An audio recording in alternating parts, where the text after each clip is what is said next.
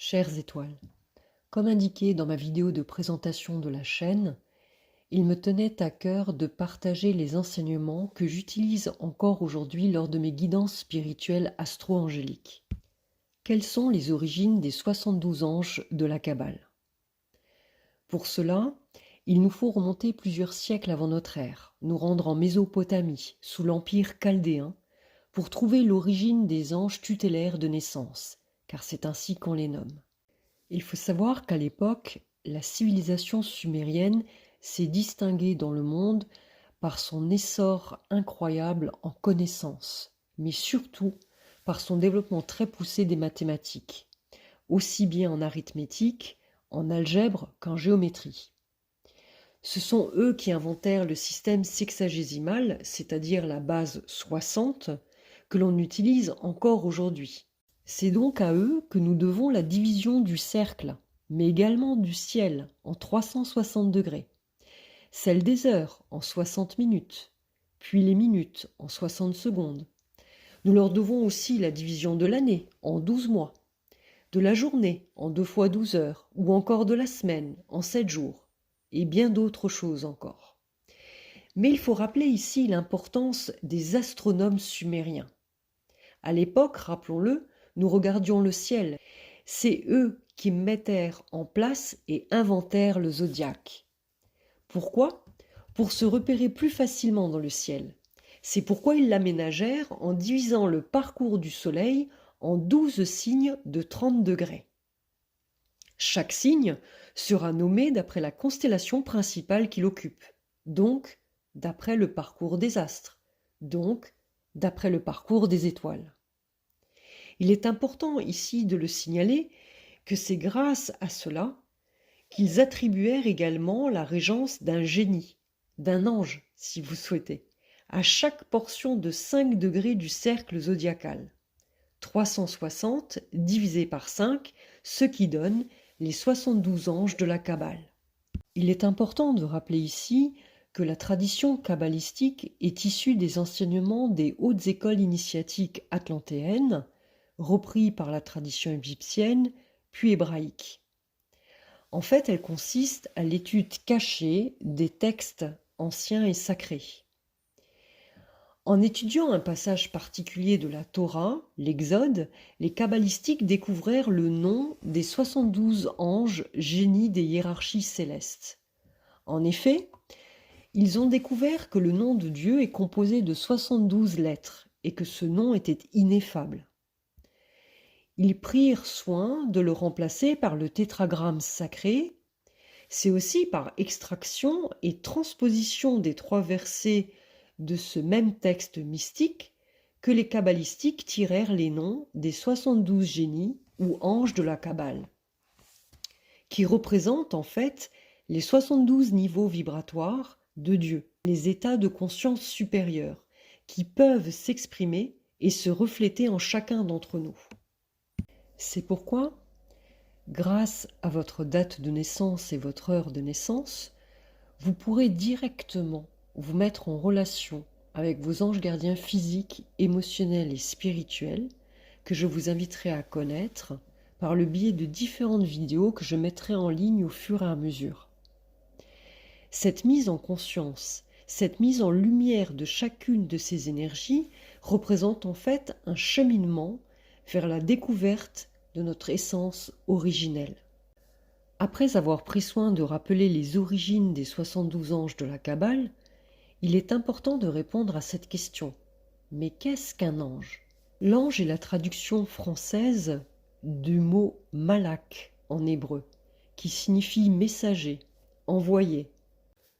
Dieu étant appelé aussi la source divine originelle de lumière, il envoie de l'information par la lumière aux anges gardiens qui sont en fait les médiateurs, les ambassadeurs, les envoyés de la source divine originelle de lumière pour nous transmettre individuellement les messages qui correspondent à notre jour de naissance.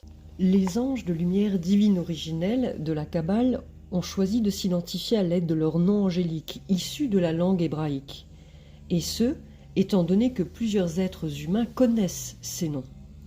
Le nom de chaque ange est toujours en résonance avec leur propre vibration, qui est issue de leur propre cœur angélique. Il est important de comprendre que les cœurs angéliques ont plusieurs hiérarchies. Il existe 3 hiérarchies célestes. L'une est en constante interaction avec les autres. Il faut savoir qu'il n'y a pas de supériorité les uns par rapport aux autres, mais qu'il y a en fait une loi qui régit l'univers par rapport à la première hiérarchie, qui est la plus proche de la divinité, qui se purifie, s'illumine et se perfectionne plus parfaitement, qui préside à l'initiation de la deuxième hiérarchie, qui participe en sa propre mesure à la pureté, à la lumière et à la perfection, et qui devient à son tour la troisième hiérarchie, qui elle est l'instrument des grâces divines. Nous l'étudierons plus en amont avec les vidéos que je mettrai en ligne au fur et à mesure, pour avoir une meilleure compréhension de ces énergies célestes qui œuvrent pour l'humanité. Leur but est de nous faire ressentir dans notre cœur cette même paix, ce même amour et ce même respect qu'ils ont envers la source divine originelle de lumière qui a tout créé. Ils nous indiquent que nous possédons en nous déjà cette lumière divine originelle de lumière. Il suffit juste de s'écouter intérieurement, de se connaître pour pouvoir évoluer et aller vers lui. Gita Malache indiquait cela dans l'un de ses écrits. L'ange est la lumière divine originelle plusieurs fois tamisée.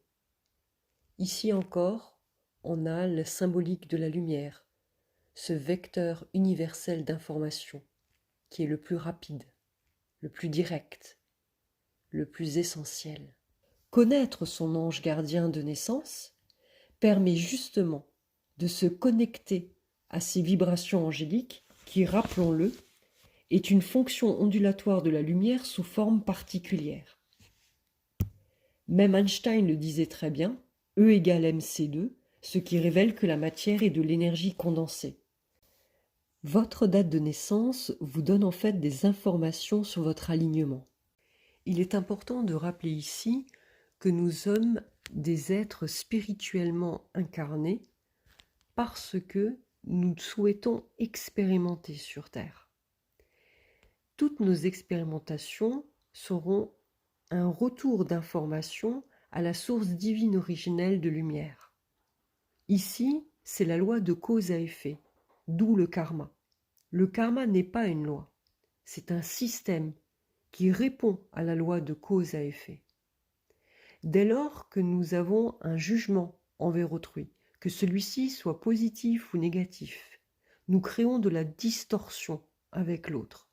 Et c'est pour cela que l'astrologie sidérale ou indienne vous permettent de connaître les distorsions les plus importantes que vous avez vécues lors de votre dernière vie et qui font que vous êtes revenu dans cette incarnation pour pouvoir la guérir et pour pouvoir évoluer. À aucun moment, l'astrologie sidérale ou indienne vous indiquera qui vous avez été ou le nombre d'incarnations. Seule la source divine originelle de lumière a cette information. Mieux maintenant, pourquoi j'effectue des guidances astro-angéliques. J'utilise dans un premier temps l'astrologie. J'ai besoin de votre date de naissance pour pouvoir, avec la numérologie, voir la conjoncture d'incarnation dans laquelle vous êtes en arrivant sur Terre. Puis, avec l'angéologie, qui me permet d'expliquer les particularités qui sont encodées dans votre étoile. Je tenais à rappeler aussi ici que personne ici-bas ne détient la vérité, mais que nous sommes tous porteurs d'une vérité. C'est comme ce miroir éclaté et nous détenons tous un morceau de ce miroir. Nous ne sommes pas supérieurs les uns par rapport aux autres. Tout ce que je partage est le fruit de mes expériences de vie par rapport à des enseignements reçus. J'ai souhaité faire cette chaîne pour justement faire profiter au plus grand nombre de tout ce qui a été bon et juste pour moi dans mon chemin d'évolution. Nous sommes en constante évolution, rien n'est statique. Je vous invite donc à toujours faire preuve de discernement et d'user de votre libre arbitre, sachant que les anges, eux, n'ont pas de libre arbitre, puisqu'ils ont la connaissance absolue du tout. Enfin, sur cette chaîne, je ne fais référence à aucun dogme religieux. Je parle juste d'enseignement christique par rapport à ce qui est, et ce qui a toujours été, et ce qui sera. Et ne l'oubliez pas, chères étoiles, chaque étoile compte dans le ciel.